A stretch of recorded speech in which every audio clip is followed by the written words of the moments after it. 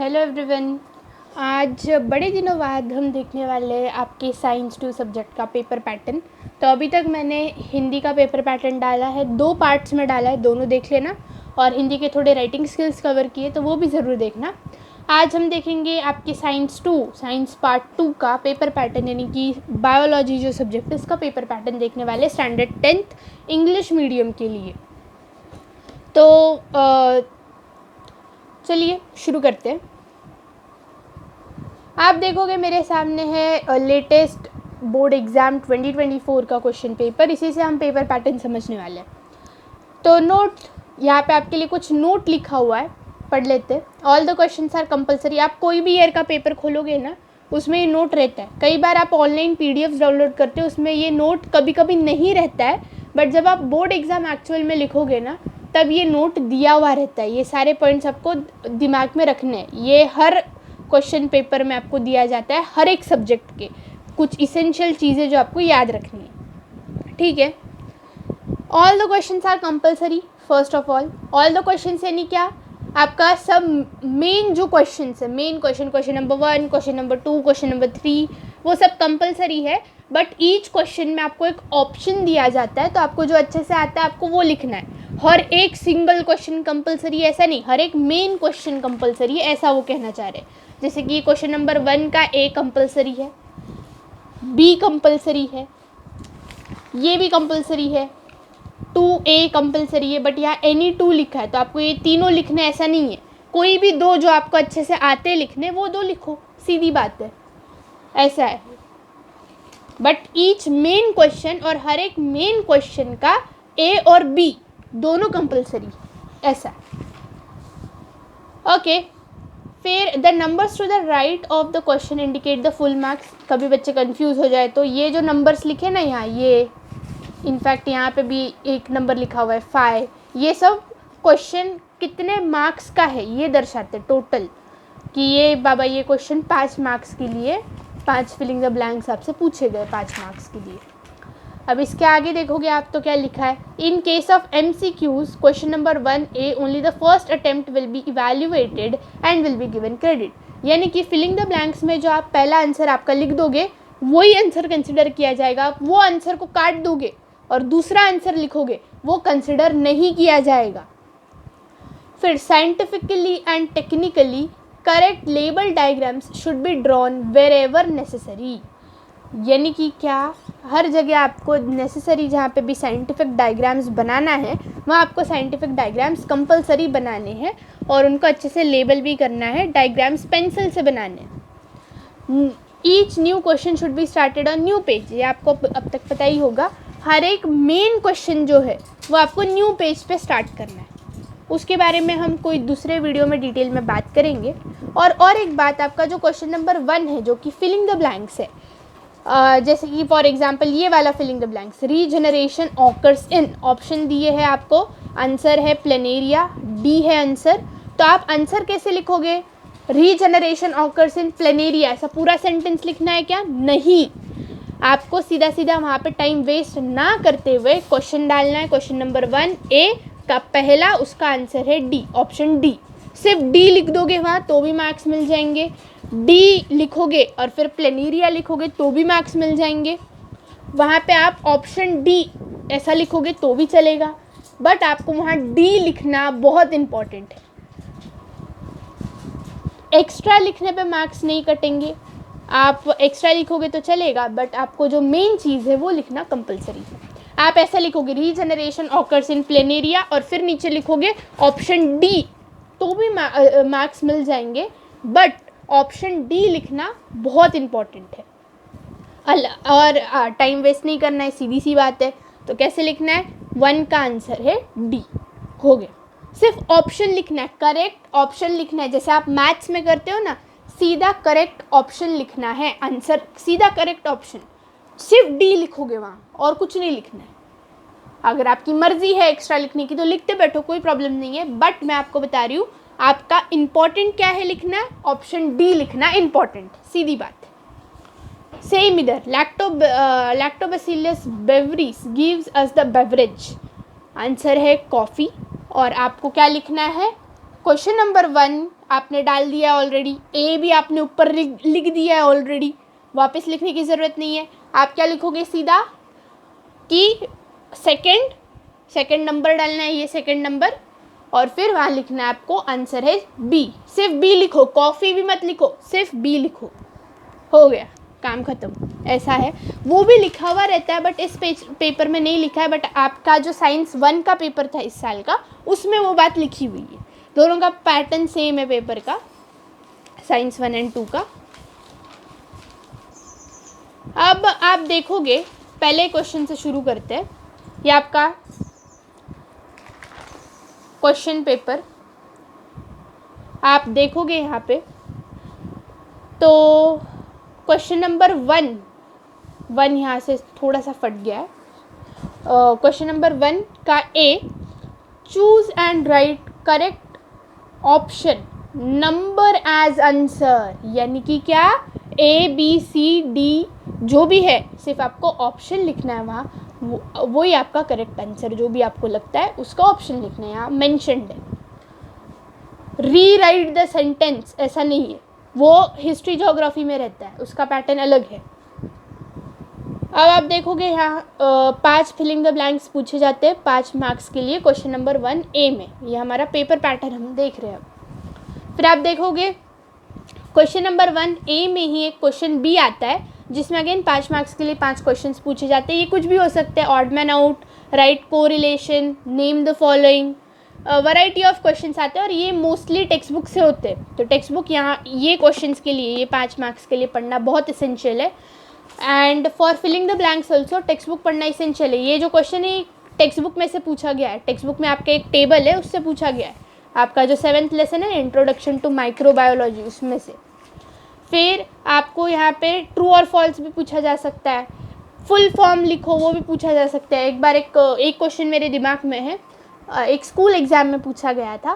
Question ये था, right the scientific name of human. तो ऐसे क्वेश्चंस भी पूछे जाते हैं। नेम द फॉलोइंग हो गया ना, ये मैच द पेयर पूछे जाते हैं 1 मार्क के लिए। तो वैरायटी ऑफ क्वेश्चंस आते हैं, बट टेक्स्ट बुक से आते हैं, तो इनको अलग से प्रिपेयर करने की ज़रूरत नहीं है, बस टेक्स्ट बुक पढ़ के रख लो, ऑटोमेटिक आ जाएंगे आंसर। फिर क्वेश्चन नंबर 2 ए आता है, गिव साइंटिफिक रीजंस एनी 2, मतलब 4 मार्क के लिए है। एक सिंगल क्वेश्चन 2 मार्क का है, आप 3 ऑप्शन है, 3 में से कोई भी 2 लिखो, 4 मार्क मिल जाएंगे। ये 2 मार्क के लिए है, ये 2 मार्क के लिए, ये नहीं लिखना है तो ये 2 मार्क के लिए है, ये 2 मार्क के लिए, और तीनों लिखने हैं, लिखो, कोई प्रॉब्लम नहीं है किसी को, बट पेपर कवर हो जाए ये दिमाग में रखना है। फिर इसके बाद में आपको क्वेश्चन नंबर 2 ए हो गया। अब क्वेश्चन नंबर 2 में बी एक सब क्वेश्चन होता है। अभी क्वेश्चन नंबर 2 बी में answer any 3 of the following, ऐसा क्वेश्चन आता है। एनी 3 में आपको कुछ भी पूछा जा सकता है, जैसे कि आपसे शॉर्ट नोट पूछा जा सकता है, आपसे आंसर द फॉलोइंग क्वेश्चन पूछा जा सकता है, आपसे पूछा जा सकता है answer in brief, give reason भी आता है कभी कभी, कोई बड़ा गिव रीज़न है तो, but most of the time give reason यहाँ पे नहीं आता है, क्योंकि यहाँ एक सेपरेट क्वेश्चन है गिव रीज़न का। एंड ऑल्सो आपको ब्रीफ वाले क्वेश्चंस ज़्यादा पूछे जाते हैं, और आपको ऐसी टाइप की एक्टिविटी भी पूछी जाती है। तो एक्टिविटी में आपको ये डायग्राम पूरा बनाना ज़रूरी है, factors affecting the social health लिखना है, ये सब सर्कल्स बनाने और सर्कल्स में ही आंसर लिखने, नहीं तो मार्क्स नहीं मिलते। देखो एक क्वेश्चन देख लेते हैं, right 4 adverse effects of radiation on human body. अब देखो यहाँ ईच क्वेश्चन अगेन 2-2 मार्क के लिए है। यहाँ आपको 4 पॉइंट लिखने होंगे बेसिकली। यहाँ पे आपको 4 ब्लॉक्स दिए हैं, ये 1 मार्क आधा मार्क, आधा मार्क, आधा मार्क, आधा मार्क, हो गए 2 मार्क्स। फिर इसके बाद आपको यहाँ पे भी कम से कम 4 पॉइंट्स लिखने पड़ेंगे, 2 मार्क्स के लिए 4 पॉइंट्स, ओके, 3 मार्क्स के लिए 6 points, each point half mark का होता है। अब इसके बाद देख लेते हैं हम, आपको आता है क्वेश्चन नंबर 3, जिसमें आंसर एनी 5 ऐसा क्वेश्चन होता है।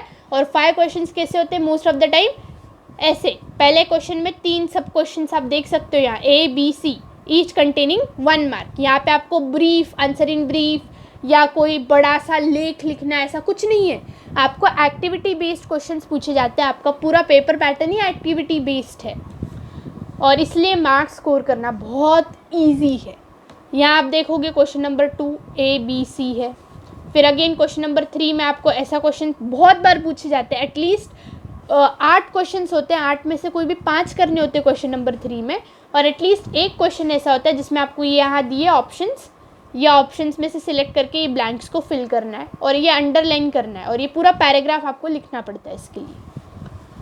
फिर इसके बाद आपका नेक्स्ट क्वेश्चन कोई डायग्राम बेस्ड क्वेश्चन हो सकता है, जैसे कि यहाँ विंड मिल का डायग्राम पूछा गया फ्रॉम लेसन नंबर 5। फिर इसके बाद ये सोशल हेल्थ का आगे एक डायग्राम पूछा गया है। बहुत इजी आपका एक्टिविटी बेस्ड क्वेश्चंस होते हैं, बहुत ज़्यादा इजी, जिसमें मोस्ट ऑफ द टाइम 3 सब क्वेश्चंस होते हैं, कोई बड़ा ब्रीफ आंसर नहीं आता है यहाँ पे, तो 6 पॉइंट्स वाला आंसर लिखना ही नहीं है आपको, ऐसा आप समझ सकते हो।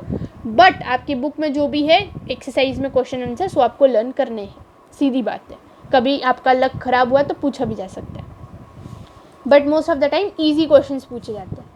और ये name the following types question जो आपके लेसन नंबर 6 में से है। 8 क्वेश्चन में से आप 8 कर सकते हो, इतने इजी क्वेश्चंस पूछे जाते हैं, ऐसा ऑप्शन के लिए रखने की ज़रूरत ही नहीं है। फिर क्वेश्चन नंबर 4 होता है जो आपका लास्ट क्वेश्चन होता है, जिसमें अगेन आपको ऐसे ही क्वेश्चंस पूछे जाते हैं 5 मार्क के लिए, 5 सब क्वेश्चंस। या फिर आपको कोई डायग्राम बेस्ड क्वेश्चन आता है कि फ्लावर का जो ये है, फ्लावर का जो रिप्रोडक्टिव सिस्टम है वो डायग्राम बनाओ और उसके बारे में लिखो, तो 1 या 2 मार्क का डायग्राम होता है और बचे हुए मार्क से 3-4 मार्क्स वो लिखने के लिए होते हैं, तो कम से कम 6 से 8 पॉइंट लिखने होते हैं आपको, और उतने में आंसर कवर हो जाता है आपका, जो सब है वो आप लिख लेते हो। तो ऐसे क्वेश्चंस भी आते हैं। या फिर आपको डायग्राम बेस्ड क्वेश्चंस नहीं आए तो आपको कैसे क्वेश्चंस आते हैं, ऐसे, ये क्वेश्चंस आप देख सकते हो, ये आपके टेक्स्ट बुक बेस्ड क्वेश्चंस है। इवन आपका जो क्वेश्चन नंबर 3 है ना, उसमें भी most of the questions text book based होते हैं। तो सीधी सी बात है, अगर साइंस 1 और 2 का पेपर इजी करना है ना, तो टेक्स्ट बुक कम से कम साल भर में तुमको 4 से 5 बार तो पढ़ लेनी है, पूरी टेक्स्ट बुक। एंड आपको एक एडवाइस दूंगी, आपके हर एक एग्ज़ाम के पहले, वो चाहे यूनिट 1 का एग्ज़ाम हो, टर्म 1 का एग्ज़ाम हो, प्रिलिमिनरी एग्ज़ाम हो, या फिर आप प्री बोर्ड्स को हो तो प्री बोर्ड्स एग्ज़ाम हो, जो भी एग्ज़ाम है, आप CBSE हो, स्टेट बोर्ड हो, कोई भी बोर्ड हो, आपको टेक्स्ट बुक पढ़ना बहुत बहुत इसेंशियल है। एंड स्पेशली जब आप एक स्टेट बोर्ड इंग्लिश मीडियम के स्टूडेंट हो तो आपको टेक्स्ट बुक पढ़ना बहुत ज़्यादा इम्पॉर्टेंट है, इवन हिस्ट्री जोग्राफी के पेपर के पहले, क्योंकि आपके जितने भी पेपर है ना उन सब में टेक्स्ट बुक बेस्ड क्वेश्चन आते हैं। एंड इवन साइंस 1 साइंस 2 में तो most of the question text book based होते हैं, जो टेक्स्ट बुक में से लेसन में से पूछे जाते हैं, लेसन की एक्सरसाइज में से नहीं, लेसन जो रहता है आपका, लेसन के अंदर से पूछे जाते हैं क्वेश्चंस, तो आपको वो अच्छे से करके रखने हैं। इसके बाद आप देखोगे तो आपका क्वेश्चन नंबर 2 यहाँ पे अगेन आई थिंक ये आपके 4th चैप्टर से आए हुए क्वेश्चन है। क्लासिफिकेशन ऑफ थ्रेटेंड स्पीशीज़ आपको लिखना है यहाँ। फिर आई गेस ये 2 मार्क का है, हाँ यहाँ लिखा है। फिर आपको यहाँ पे आता है how can biodiversity be conserved, give any 4 points. सीधा लिखा है उन्होंने, 2 मार्क के लिए 4 पॉइंट लिखना कंपलसरी बात है, और 6 मार्क के लिए 3 पॉइंट आपको मैक्सिमम लिखने ही लिखने। 6 पॉइंट के आगे जाओगे तो भी कोई प्रॉब्लम नहीं है, एक आधा पॉइंट अगर गलत है तो आपके दूसरा जो पॉइंट आपने लिखा है उसको मार्क्स मिल जाते हैं अगर आप एक्स्ट्रा पॉइंट्स लिखते हो तो। फिर आप देखोगे ये एक ब्रीफ टाइप आंसर है, how can biodiversity be conserved, give any 4 points. आपके टेक्स्ट बुक में इसका आंसर है, टेक्स्ट बुक के पैराग्राफ में से ही पूछा गया क्वेश्चन एक्चुअली, और ये एक्सरसाइज में भी क्वेश्चन है शायद ये। फिर complete the following flow chart, ऐसे फ्लो चार्ट बेस्ड क्वेश्चंस भी बहुत आते हैं, तो इन सबको आंसर करने के लिए टेक्स्ट बुक पढ़ना इसेंशियल है। अब अगले वीडियो में हम साइंस 2 का वेटेज जानेंगे, तो ये चैनल को आप सब्सक्राइब कर लो, प्रगति क्लासेस चैनल को हमारे, अपने फ्रेंड्स को इसके बारे में बताना, आपके लिए बहुत हेल्पफुल रहेगा, और साल भर इस पर अच्छे अच्छे वीडियोस आने वाले हैं। तो प्लीज़ सब्सक्राइब और वीडियो को लाइक करना पसंद आया हो तो। और हम अगले वीडियो में साइंस 1 का भी पेपर पैटर्न जानेंगे, और स्लोली करके सारे राइटिंग स्किल्स और सारे सब्जेक्ट्स के paper patterns and even difficult points हम कवर करेंगे। Thanks for watching.